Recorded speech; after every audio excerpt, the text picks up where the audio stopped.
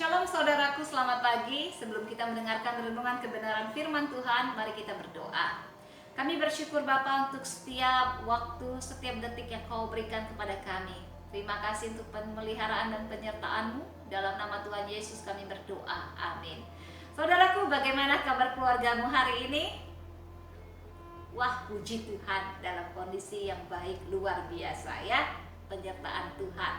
Oke, kita akan membaca kebenaran firman Tuhan dari kitab Efesus pasal 5 ayat 22, 25, 28, 33. Hai istri, tunduklah pada suamimu seperti kepada Tuhan. Hai suami, kasihlah istrimu sebagaimana Kristus telah mengasihi jemaat dan telah menyerahkan dirinya baginya.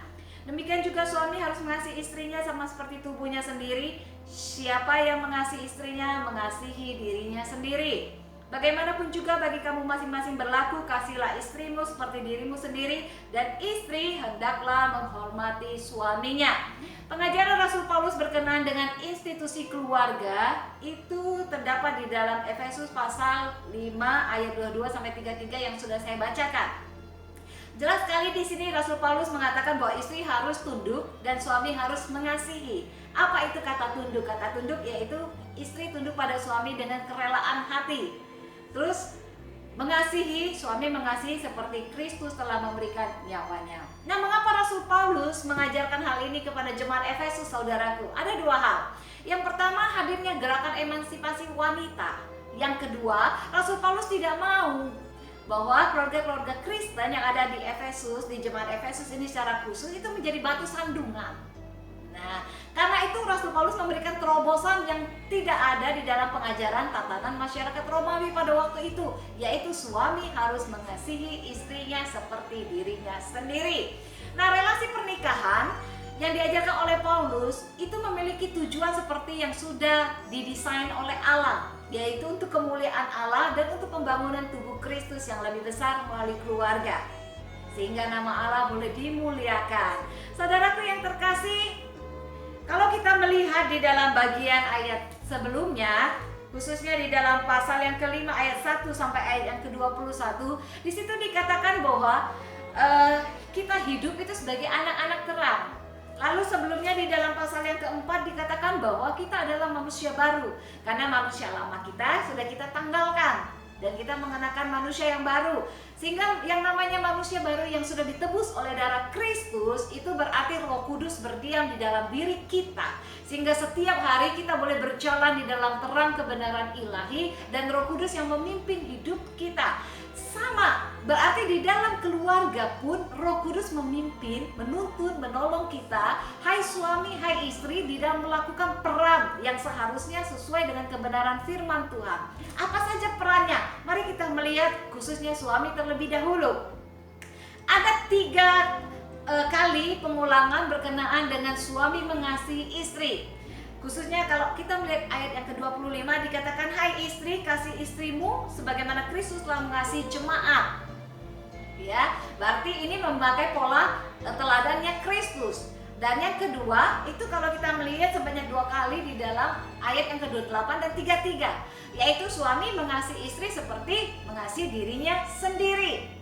Oke. Nah, saudaraku yang terkasih, pada bagian ini Paulus merujuk kepada teladannya Kristus dalam mengasihi jemaat.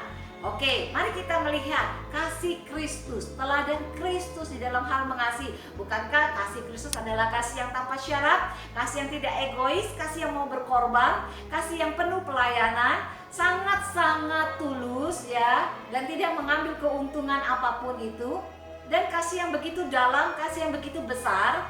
Kualitas kasih Kristus ini tidak dapat digambarkan dengan kata-kata karena melampaui kata-kata. Nah, kasih yang seperti inilah yang Rasul Paulus menghendaki supaya para suami mengasihi istrinya. Apakah kasih yang seperti ini dapat dilakukan oleh para suami? Kasih dengan kualitas dari teladan Kristus. Namun kalau kita melihat lagi di dalam ayat yang ke-28 dan 33, dikatakan bahwa hai suami, kasihlah istrimu seperti engkau mengasihi dirimu sendiri. Oh, mungkin kau katakan, oh di dalam ayat yang ke-25 bagaimana saya bisa mengasihi istri saya dengan kasih Kristus? Saya sendiri sedang berjuang untuk itu. Oke, tapi engkau bisa mengasihi istrimu Seperti engkau mengasihi dirimu sendiri, bukan?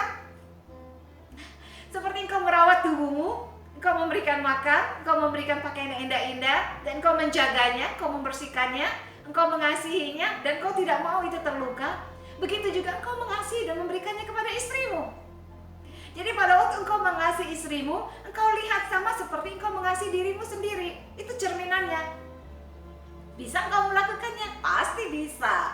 Jika engkau bisa mengasihi dirimu, pasti engkau bisa mengasihi istrimu seperti dirimu sendiri. 2 kali Rasul Paulus tekankan, ini berarti merupakan sesuatu yang harus paling tidak engkau lakukan. Jika engkau katakan, aku tidak bisa mengasihi dengan kasih Kristus karena aku pun di dalam proses itu. Oke, tapi engkau bisa mengasihi sesuai dengan engkau mengasihi dirimu sendiri. Saudaraku, bagaimana dengan istri? Wah, kalau di sini dikatakan bahwa hai istri, engkau harus tunduk dan hormat kepada suamimu dalam ayat yang ke-22 dan ayat yang ke-33.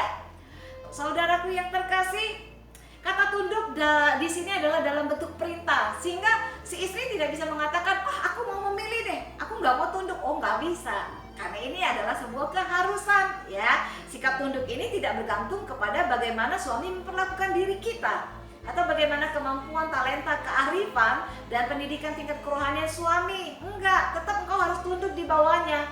Karena sikap tunduk Anda kepada suami itu merupakan bukti bahwa Anda mengasihi Tuhan, Anda taat kepada Tuhan, dan Anda juga taat dan mengasihi suamimu. Itu cerminannya, ya. Langsung refleksinya. Waktu kau katakan aku mengasihi Tuhan, oh, kau juga harus mengasihi suamimu. Kalau yang ada di depan mata suamimu tidak bisa kau kasihi, wah, bagaimana kau bisa mengatakan bahwa kau mengasihi Tuhan? Wah, sepertinya itu merupakan sebuah pertanyaan yang besar ya bagi engkau dan saya untuk boleh kembali kita mengintrospeksi diri. Apakah memang benar seperti itu?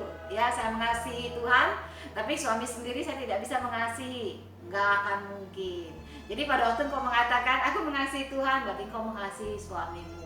Ya, oke. Nah, di dalam Yohanes 14 ayat 15 dikatakan, jikalau kamu mengasihi aku, kamu akan menuruti segala perintahku. Salah satunya adalah sikap tunduk dan hormat kepada suamimu.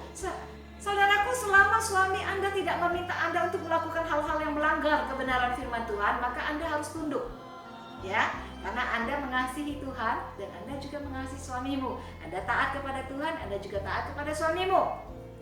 Sikap tunduk kepada suami itu sifatnya spiritual, karena harus dilakukan dalam kuasa Roh Kudus. Engkau adalah orang yang sudah dilahirkan baru, suamimu juga. Roh Kudus ada dalam dirimu yang menuntun engkau di dalam proses pengudusan setiap hari lepas hari, ya, untuk menjadi sempurna seperti Kristus. Oke? Nah, konteks dari Efesus 5, sifat tunduk dan hormat itu hanya dapat dilakukan oleh istri yang, ini ada syaratnya loh, yang hatinya sudah dibersihkan, ya, oleh darah Kristus. Oke? Yang jiwanya sedang dan terus diteguhkan oleh Roh Kudus. Ketiga, hidupnya sedang dan terus dipenuhi oleh seluruh kepenuhan Tuhan. Nah, kiranya melalui kebenaran firman Tuhan ini kembali kita boleh melihat bagaimana perjalanan hidup keluarga kita. Mungkin dalam masa pandemi ini engkau mengalami kesulitan, engkau stres, engkau depresi, dikarenakan tidak ada pekerjaan, tidak ada pendapatan, sedangkan kehidupan harus terus berjalan. Jangan sampai, saudaraku, engkau hai suami, engkau hai istri, lalu engkau bertengkar hanya karena sesuatu. Tapi engkau harus ingat bahwa keluargamu itu adalah lebih penting dari segala-galanya. Bahwa pasti ada solusi yang terbaik. Mari engkau berdoa bersama dengan keluarga. Engkau katakan kepada istrimu, aku sudah kehilangan akal, aku sudah tidak bisa lagi bagaimana untuk memenuhi kebutuhan kita. Ayo kita berdoa kepada Tuhan supaya Tuhan tolong. Ya, oh saudaraku, sebagai anak-anak Tuhan kita harus tetap bersehati, bersatu, saling menanggung. Bukankah itu janji yang sudah kau ucapkan di altar waktu engkau mengucapkan yes I do sebagai janji sucimu? Di dalam kondisi apapun engkau tetap akan setia mendampingi suamimu. Engkau akan tetap mendukung, mendoakan. Hai suami, engkau akan tetap mengasihi istrimu dalam kondisi apapun. Meskipun dia dalam kondisi yang sakit, engkau tetap akan mengasihi dia. Saudaraku yang terkasih, memang tidak mudah untuk melakukannya, tapi saya yakin para suami dan para istri Anda dan saya dapat melakukannya. Kenapa? Karena Kristus telah memberikan kasih-Nya kepada engkau dan saya. Dan kita adalah orang-orang yang sudah diperbaharui. Roh Kudus ada di dalam kita yang memampukan kita untuk menjadi sebuah keluarga yang boleh memuliakan Tuhan. Karena itu mari bersama-sama andalkan Tuhan di dalam keluargamu. Libatkan Tuhan di dalam keluargamu. Dan biarlah Tuhan menjadi kepala atas keluargamu. Dan dalam kondisi apapun engkau bisa membawanya bersama dengan keluargamu di dalam doa dan ucapan syukur. Tuhan akan menolong engkau. Mari, jadilah suami dan istri yang boleh saling menguatkan dan meneguhkan, saling memberikan dorongan, saling memberikan semangat, khususnya di masa-masa pandemi ini, masa yang sulit. Tetapi engkau bisa melakukannya, hai suami, hai istri, karena Kristus ada di dalam dirimu, Roh Kudus ada di dalam dirimu. Mari kita berdoa. Kami bersyukur Tuhan karena Engkau luar biasa. Kami bersyukur Tuhan, biarlah kiranya melalui kebenaran firman Tuhan ini boleh menolong setiap keluarga-keluarga untuk boleh kembali kepada Engkau dan bersandar pada kekuatan-Mu dan kembali boleh melibatkan Engkau di dalamnya. Terima kasih Tuhan, berkati setiap keluarga-keluarga yang ada. Dalam nama Tuhan Yesus kami berdoa, amin. Tuhan memberkati.